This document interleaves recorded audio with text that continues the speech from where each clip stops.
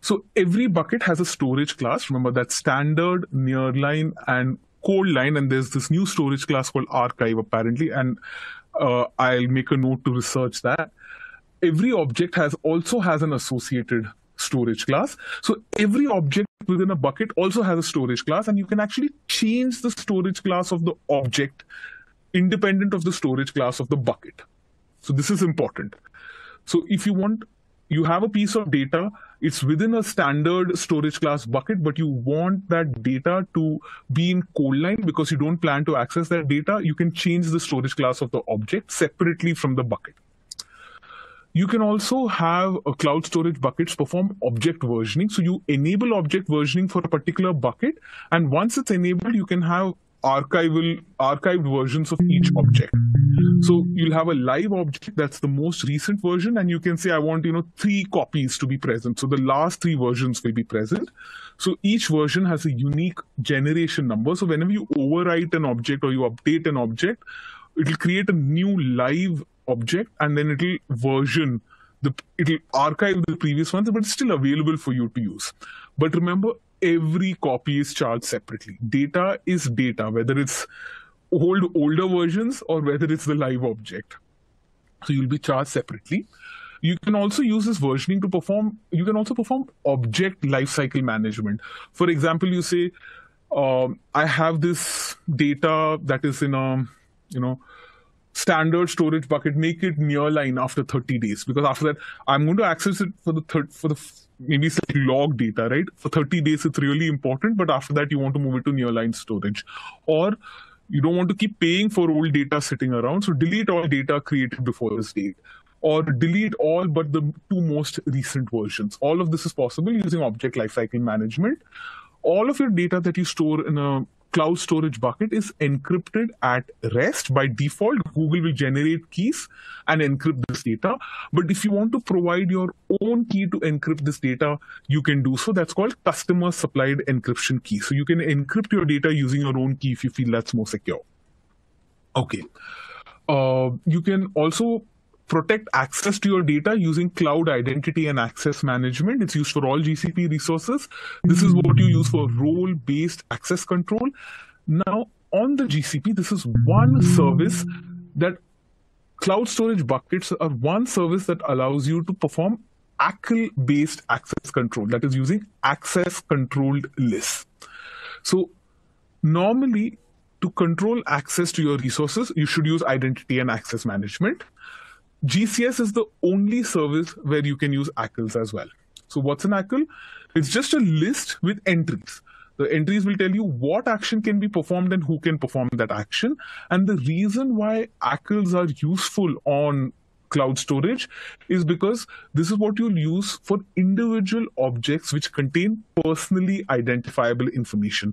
If you have, let's say, sensitive information about all the employees in your company to a cloud storage bucket, but it's like an HR bucket, but you don't want everyone in HR to have access to that information, you can control access to that one object, that one file, using an access control list. So for all cases, you'll prefer identity and access management, but on cloud storage, you can use ACLs to protect personally identifiable information. All right. On the GCS, you can also set up time-limited signed URLs. Basically, you have some data, and you want this data, you want to offer a public URL to this data, but for a limited time period. So you can set up a signed URL and share this with anyone you want. Like they don't even have to authenticate themselves as a Google user. Using this is possible using a valid key, and let's say it's accessible for 1 hour. After 1 hour, nobody can access that data. That's possible. These signed URLs are possible using cloud storage. Okay. Cloud storage also sends out object change notifications. So where you'll change something in an object, and that will trigger a webhook and then send out a message using PubSub to notify some cloud function that this object has changed. Maybe you need to perform some kind of operation because this object has changed. This is possible. Sorry. Let's look at all the different storage technologies and why you might use each. So we'll talk about the use case, the GCP service, and non-GCP equivalents. We'll start off with block storage. So the GCP service for block storage, remember this is physically addressable storage from virtual machines. This GCP service is persistent disks or local SSDs. Non-GCP equivalents are EBS and Azure Disk. Now, if you want to store your data, unstructured data using object or blob storage, you'll use cloud storage buckets. That's what we've been discussing so far. The equivalents on other cloud platforms are AWS S3, Azure Blob Storage. Now, let's say you have relational data in the form of rows and columns. That is a tabular data format. And this relational data is small, like a few terabytes. You'll use Cloud SQL, which is the managed relational database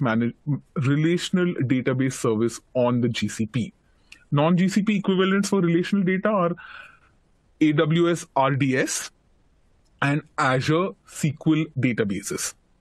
Okay, the AWS relational database service and Azure SQL databases. Now, if you have relational data, that is data for which you need transaction support, right? And you have large global payloads, that is your requests are geographically distributed. You have very critical applications depending on this huge amounts of data for which you want transaction support, and your users are spread across geographies like the US, India, other parts of Asia, other parts of Europe. In that case, you'll use Cloud Spanner, which is Google's proprietary technology. And as far as I'm aware, and if somebody is aware of an equivalent service on other cloud platforms, please do share with me. I'm always curious. Cloud Spanner is what you'll use for transaction support at scale. Okay. If you want a document database that is NoSQL access, the GCP service that you'll use is Cloud Firestore. There used to be a service called Cloud Data Store earlier. It has been superseded by Cloud Firestore.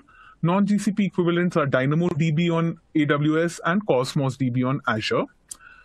If you have naturally ordered data, that is time series data, and you want like a columnar data structure in the form of key value pairs and very fast reads and writes, the GCP service that you'll use is Bigtable. So Bigtable is basically, if you've worked with HBase, think of it as the big daddy of HBase. It's HBase ++. And finally, if you want a data warehouse on which you'll run analytics queries, so once you push your data in, you're actually going to visualize that data, you're going to run queries on that data, you'll use BigQuery, that is the GCP service. Non-GCP equivalents are AWS Redshift and the Azure Data Warehouse. All right, let's start talking about Cloud SQL. This is the fully managed MySQL and PostgreSQL database service on the Google Cloud Platform. SQL Server is also available. The last time I checked, it was in beta, and this was about a month ago. So maybe it's it's out of beta now. Cloud SQL is basically your relational database, but only available as a managed service. In the sense, much of the operational overhead you don't have to worry about. Administering Cloud SQL instance is much easier than administering like MySQL on a local machine. Now, it offers transactional support, ACID support like atomicity, consistency, isolation, and durability. If you have a local data, the easiest migration part. You simply set up a Cloud SQL instance, and there are tools that make your migration very, very easy. Cloud SQL can also be configured for high availability using failover replicas. So you have like a Cloud SQL VM instance in one zone, you can have a failover replica in another zone. So if that one data center goes down, your failover will be used. Okay. How does Cloud SQL differ from cloud storage buckets? Remember, cloud storage buckets are for object data, unstructured data.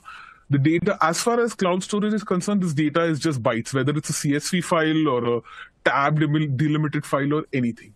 Whereas Cloud SQL understands rows and columns. It's relational data. Cloud SQL gives you SQL access. With cloud storage, you'll use GSUtil, that's the command line utility, or you can access the data using programmatic access, of course. Cloud SQL is regional. That instance is associated with a region. Cloud storage buckets, we know it can be regional, multi-regional, dual regional. So it's globally accessible. Cloud SQL, it works well with a maximum of 10 terabytes of data. Whether it can access more, whether it can store more, not really, because remember, it's Cloud SQL is MySQL running on a virtual machine instance.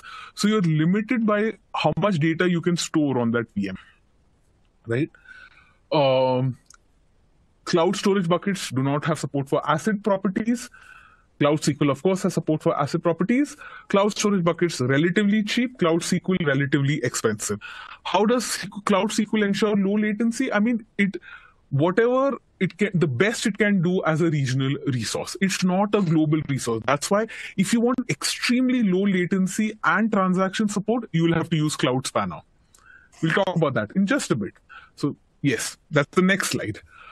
Now, if you want extremely low latency and you want transaction support because these are financial operations, for example, very, very critical, or maybe trading operations, right? Google Cloud Spanner is what you'll use. Google Cloud Spanner is a global, horizontally scaled, consistent relational database service. It's built on proprietary technology. So when you go to the Cloud Spanner page, it'll talk a little bit about the architecture of Cloud Spanner. The way the data is stored is not in the form of rows and columns. It has its own proprietary format for storing data, but it gives you ACID support at scale, which basically Cloud SQL does not. Also, it gives you horizontal scaling. That's why it's, if you have users in geographically distributed regions, this helps, right? It's like basically a Hadoop cluster which offers transactional support. So you can add nodes to Cloud Spanner, but Cloud Spanner is extremely expensive. I once went and created a Cloud Spanner instance just for fun, and literally after 1 hour, my bill had shot up and I had like a mild heart attack. So be very careful instantiating Cloud Spanner instances because it's Google proprietary technology. It tends to be very expensive. Okay. How do they compare? Both offer ACID support meant for relational data. Cloud SQL is regional, and your question was spot on, right? How does Cloud SQL ensure low latency if it's regional? It can't. It can only do the best it can. If you want low latency, you should go with Cloud Spanner because it's global. Cloud SQL scales vertically. That means you have to make your machine more powerful in order to get more out of Cloud SQL, get better performance out of Cloud SQL. But Cloud Spanner scales horizontally. You can add nodes to store more data to get better performance. With Cloud SQL, it doesn't support, the input-output operations doesn't support like that many, whereas it scales to any size. For Cloud Spanner, globally proprietary, relatively expensive. Compared to Cloud Spanner, Cloud SQL is cheap compared to Cloud Spanner. Cloud Firestore. Cloud Firestore is a NoSQL database, so it's a document. You can think of it as a document database. It's used for keeping data in sync across client apps. The main thing that you'll use Cloud Firestore for is real-time data. So let's say you have a chat application and you're constantly updating chat messages and you're interweaving chat threads and all. That's where Cloud Firestore can help you. So Cloud Firestore is very popular with mobile application developers because mobile apps, there's a lot of real-time data to be supported by mobile apps. So Cloud Firestore offers real-time listeners and offline support. So it has offline support. So with your mobile app, if you connect to Cloud Firestore, you can enable offline, you can configure it to work offline. So the data will sync to the cloud once network connectivity has been restored. Okay. All right. Now, Cloud Firestore is a part of GCP's Firebase platform. So when you talk about the Google Cloud Platform, it sometimes gets a little confusing because people talk about Firebase as well. So what is the GCP and what is Firebase? Let's talk about that. Now, the GCP is what you use, and this is what Google uses to make Google's infrastructure publicly available as services. So the main users of GCPs are server-side backend developers. They write all these apps and they have their databases running. They connect to data. They run apps at scale. They do load balancing, traffic splitting, and so on. So the services focus on leveraging Google's core infrastructure. So there is networking, storage, machine learning, big data applications. All of these are performed on the GCP. The main people who use Firebase are mobile and web app developers. They're purely app front-end developers, they just want the backend to work because they don't want to deal with the headache of the backend, right? So main users of Firebase are client-side application developers. So Firebase provides a number of services to get your application up and running quickly, and it abstracts all of this server-side infrastructure from you as much as possible. For example, you have cloud storage buckets within Firebase as well, but the way you access it makes it much easier for mobile app developers, for example. In addition to all, so some of Google's infrastructure will be available within the Firebase platform as well. In addition, Firebase has a bunch of other stuff like a real-time database, which is Firestore, Crashlytics analysis, performance management, messaging software, all of that. So this is the difference between GCP and Firebase. Next time, when you hear Firebase, remember it's just the GCP, but packaged in a different way with additional services targeted at mobile and web app developers.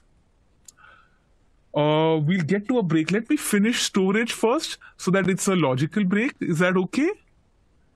Cool. Because otherwise I'll break in the middle of storage and it'll be a little confusing. There are just a few slides left. Let's talk about BigQuery. BigQuery is a data warehouse which is basically uses SQL and you query data as though you're working with SQL. But it's a data warehouse, and the main thing is that it's serverless. So this is important for you to remember. With BigQuery, you just load your data into BigQuery, just like with cloud storage, and you pay for the data that you store and the queries that you perform. You don't have to set up a cluster. You don't have to provision resources. So you don't have to pay for the virtual running. BigQuery works with structured data with fields, so it's not unstructured data. It can ingest streaming data at scale. It's auto-scaling. It will scale up. Manage that. Automatic high availability, simple SQL queries. The main thing, BigQuery is one of the most popular services on the GCP. A lot of people may not use GCP for other stuff, but they'll use it for BigQuery because it's serverless and it's so easy to use and it's amazing. All right. How does it compare with Cloud SQL? BigQuery does not have transaction support. It's for analytical processing. So it's OLAP. It's a SQL data warehouse. It scales to petabytes of data. Serverless auto-scaling. It's Google proprietary. We don't know how data is stored. We don't know how Google manages this. Whereas with Cloud SQL, you actually set up MySQL or PostgreSQL, right? Which is not proprietary. And BigQuery is actually quite cheap because you just pay for data storage and the queries that you perform. Okay.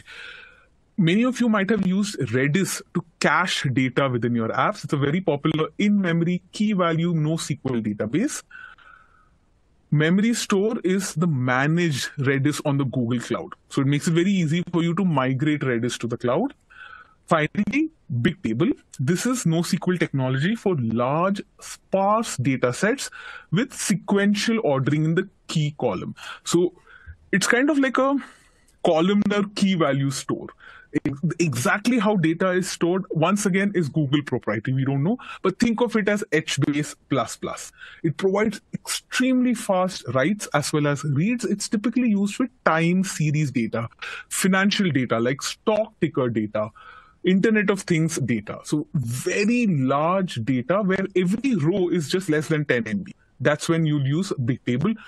Google proprietary, extremely expensive. I've also tried to instantiate Bigtable and run up a huge bill. So you need to be a little careful and you need to think through before you decide to choose Bigtable. But it's great for like applications which require very low latency reads and writes. What do you want your network to be able to do? So remember, each time you provision resources, they are provisioned on a network. So except that if you played around with the GCP, you'll go in, you'll create a project, you'll start creating VMs. Those VMs actually are provisioned on a network, except that you don't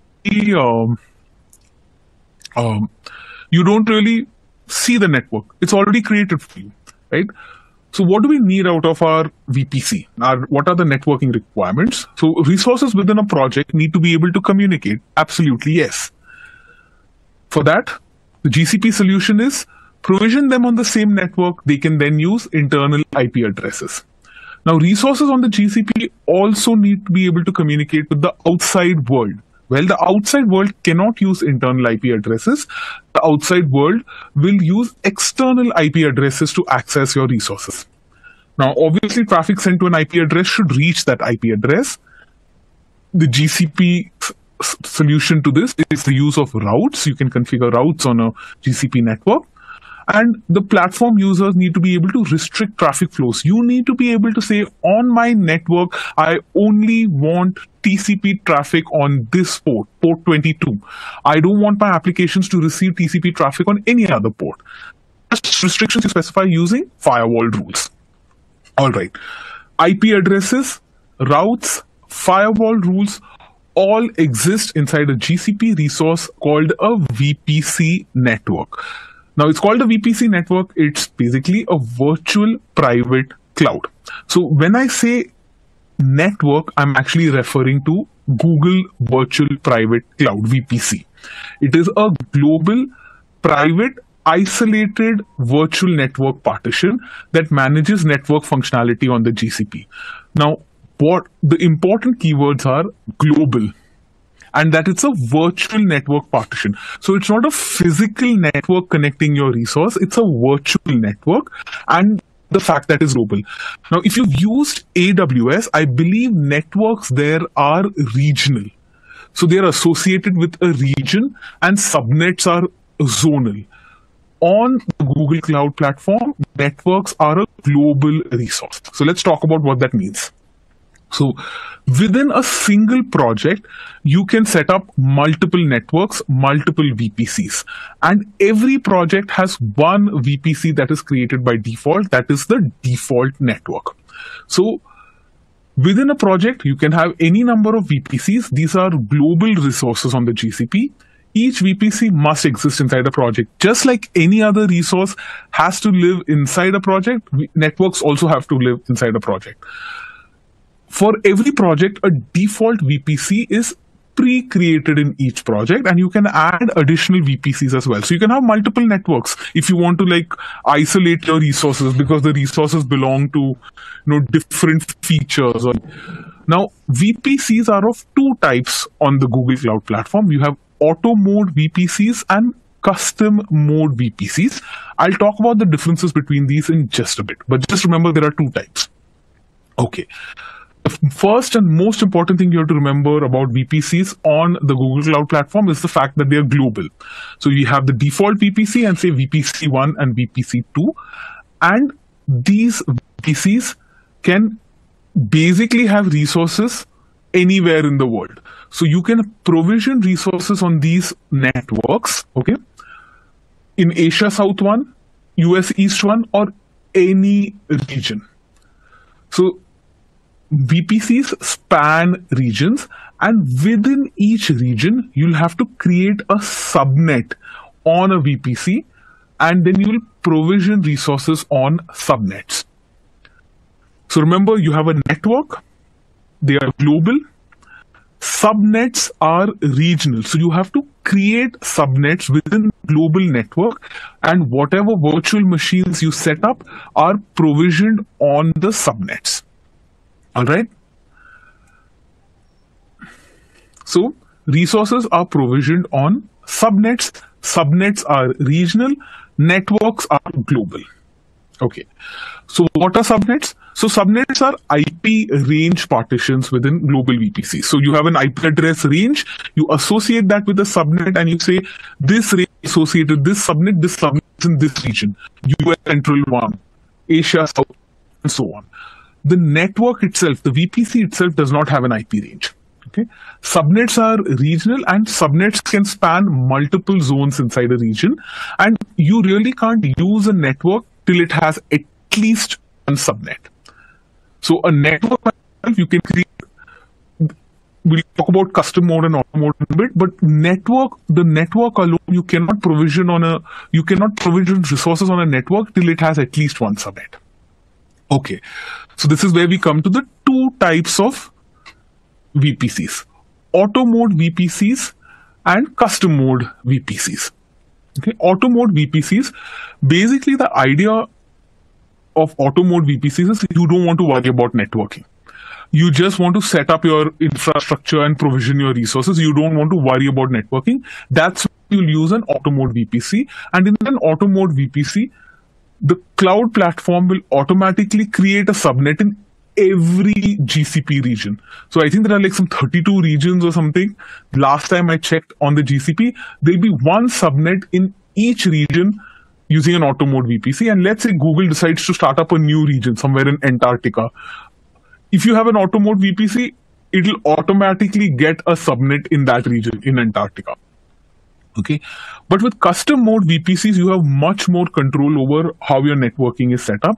This is what you'll use when you want to really configure your network in a very specific way. You'll first create the VPC. It'll have no subnets. Because it has no subnets, you cannot provision resources on it. And then you go ahead and create individual subnets in the regions of your choice. So you have full control over which regions have subnets. Okay, so you can also create multiple subnets in a region. All right, subnets are regional. I'm emphasizing these because these are a little different from, at least as far as I know, how VPCs and subnets work on AWS. So VPCs are global, subnets are regional, subnets span zones. So there is no zonal resource. So subnets belong to a region, and obviously a region can have multiple zones. So each subnet must have a primary address range, and any resource you provision on a subnet must contain an IP address from that range. Okay, and subnet ranges in the same network cannot overlap. So if you have the same network and you have two subnets in that network, they cannot have overlapping IP ranges. Whereas on different networks, you can have subnets with overlapping IP ranges. Okay? So subnet ranges in the same network cannot overlap. So how would you communicate on a network or a VPC? So if your resources are provisioned on the same network, that is the same VPC, they can communicate using private IP addresses. That's the advantage. Remember, the network is your isolation, like your logical partition which isolates your resources.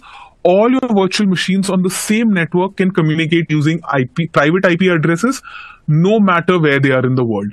So you can have a resource in, say, Asia South 1 and another resource in US East 1, but they are on the same network, that is the default network. They can communicate using private IP addresses, right? Hopefully this answers a question that I see here on screen. Does the default VPC have a default subnet, or we have to create that? It's an auto mode VPC. There is a subnet in every region. That's why you don't have to think about networking when you first start up a GCP project. So communication on VPC, wherever your resources are in the world, they can communicate using private IP addresses if they're on the same network. If your resources are provisioned on different networks, even if they are on the same region, even if they are on the same bare metal instance under the hood, they have to communicate using external IPs. Right? Resources on different VPCs have to use external IPs. It doesn't matter where those resources are. Even if they are in the same region, maybe in the same zone, they may be the same physical hardware. If they are different networks, they have to communicate using external IPs. All right. So the default VPC, it's pre-created in every project. So it's not just the first project that has a default VPC. There is a default VPC with every project. And this is what you'll use if you don't want to think about networking.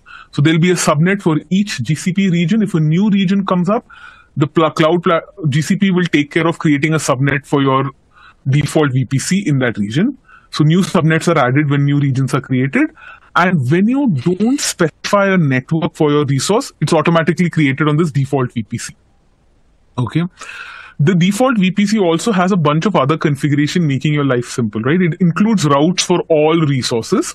It also includes many firewall rules to make your life simple. All VMs on the default VPC can talk to each other. It has a one default gateway to the internet. It has many firewall rules. So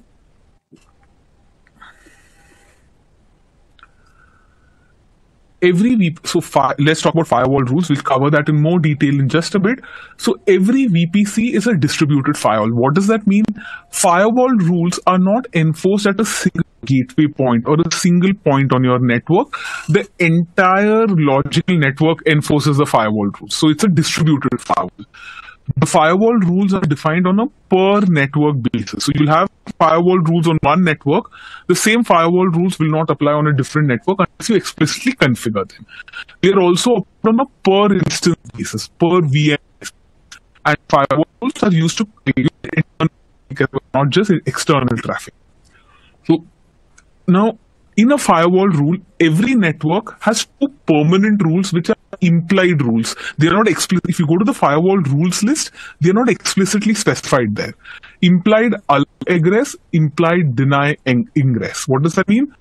Allow my virtual machines to communicate with anything in the outside world. That is allow egress. But don't allow anyone in the outside world to communicate with my virtual machines. That is implied deny ingress. Sorry, implied deny ingress. So these are the implied rules, and these can be overridden by more specific rules which you can configure. Now the DPC comes with some pre-configured firewall rules, which of course you can go and delete if you want to, but they are there automatically. These rules are allow internal, which means allow all the VMs on the same network to communicate with each other. Allow SSH, this is what allows you to SSH into your virtual machine once you set it up, because it allows SSH. That's the default firewall rule. Allow RDP, that is the remote desktop protocol for Windows machines. Allow ICMP, which allows you to ping your machines. Okay. Here are some networking questions. Okay, I'm trying to move out the questions here. Yeah. Which of the following is true for GCP subnets?